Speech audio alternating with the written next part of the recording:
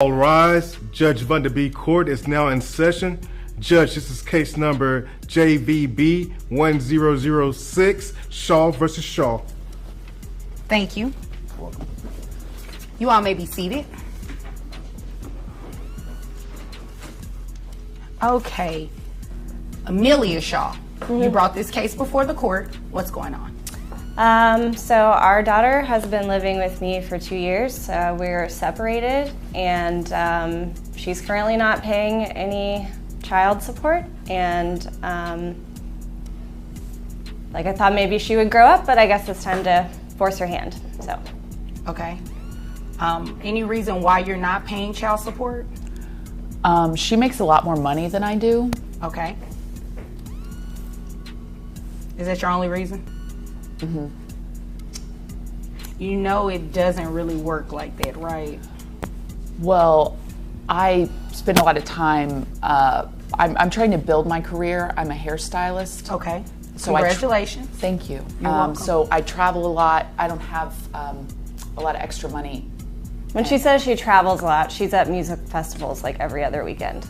All right, folks, buckle up, because this one is a wild ride. We've got a parent who thinks going to music festivals is more important than paying child support. And when I say parent, I mean someone who is actively dropping $22,000 a month on partying while conveniently forgetting their financial responsibilities. But hold on, because their excuse? Oh, it's a real head-scratcher. We're diving into the case of Shaw versus Shaw, where one parent is fighting for support and the other is doing Olympic-level mental gymnastics to avoid paying. And trust me, you won't believe the justifications we're about to hear. Let's get into it. Weekend is a bit excessive. It's networking. I'm trying to do hair for bands. Let me ask you a question. How much are these trips costing you every other weekend?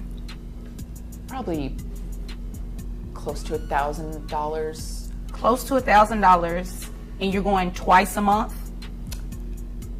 Yeah, sometimes. You're spending $2,000 a month to go to music festivals when you could be paying child support. So that means you can afford to pay child support, right? Well, yeah. That means that, right? I mean, yeah, probably. So what's the reason that you're not paying? Because it can't be that she makes more money when you obviously have the finances to do it. Well, if I'm being honest, I would hope you are. Yes, the classic I'm investing in my career defense. Listen, networking is important, but if your networking budget looks like a mortgage payment, maybe, just maybe, you need to rethink your priorities. Also, let's be real. How much hair are you actually styling between DJ sets at a festival? Priorities, people. We talked about having a kid. She was sort of more enthusiastic about it than I was. I'm the biological mother. I'm trying to figure out biologically related. But I'm trying to figure out, what does that have to do with anything? Well, it's kind of more on her, if you think about it. Are you kidding me? Well,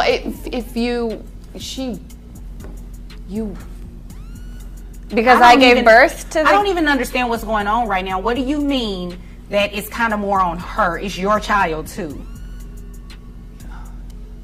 She wanted it more. But you wanted it too, right? Yeah, you were on board with this. I was. So you're going to still be on board with paying child support then? Because it's still your child. You don't get to pick and choose when you want to be a parent. It doesn't work like that. If you can spend $2,000 a month to go to music festivals, Did you hear that? They wanted the kid more than I did excuse. That's not how parenting works. This isn't a group project where you get to put in less effort because someone else was more excited. Newsflash, if you were on board back then, you're still on board now, especially when it comes to supporting your child. This isn't a participation sport. You can definitely pay her child support. And if you're out of town every other weekend, how are you seeing that child as much as you proclaim? That doesn't make sense. I FaceTime. She's drunk when she FaceTimes. Half the time I can't hand the phone over. Indulge from time to time. Right, and I am not buying anything that you're over there talking about. So you know what I'm going to do? I'm going to get straight into the child support, and you are going to pay. Okay? And I know you have the money because according to your tax returns here, you make about $800 a week, right? Okay, so I have your gross at about $3,200 a month. So you can afford to pay child support because you're spending $2,000 of that to go out of town, and that's based on what you said. That's not based on any calculation yet. Okay, all right. How many children? Just one. Just one child. Okay, so I have your net at $2,474.58. Who pays health insurance? We have Medicaid. Medicaid? Okay. So Medicaid has to be reimbursed to the state because that is a state benefit. So you are the one who is going to reimburse that money to the state. So what I have to do is take 9% of your gross, and that'll give me the health insurance amount that you'll reimburse to Medicaid. Comes out to $288. So when you add that to your monthly child support obligation of $494.92, that gets $782.92 A month? Yeah. You spend $2,000 a month, right? Yeah.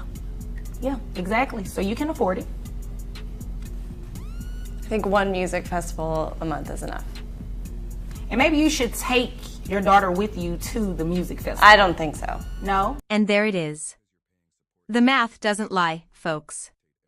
If you're making $3,200 a month and willingly spending $2,000 on festivals, that's not a can't afford it situation. That's a won't afford it situation. You know what else costs around $2,000? Raising a child. But hey, priorities, right? No.